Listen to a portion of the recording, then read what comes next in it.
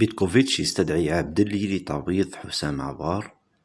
أعلن الاتحاد الجزائري لكرة القدم في بيان رسمي يوم الجمعة عن استدعاء لاعب وسط ميدان نادي أنجي الفرنسي حماد عبدلي للمشاركة في إفريقيا لتعويض لاعب جدة حسام عوار الذي تم تسريحه من المنتخب الوطني.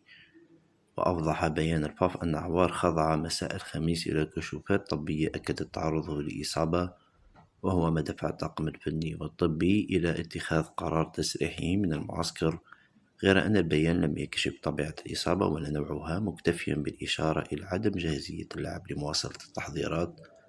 بالمقابل قرر الناخب الوطني فلاديمير بيتكوفيتش توجيه الدعوة لحماد عبدلي المتألق مع نادي أنجي في الدوري الفرنسي من أجل تعزيز خط الوسط قبل التوجه عشية اليوم إلى المغرب للمشاركة في العرس الإفريقي.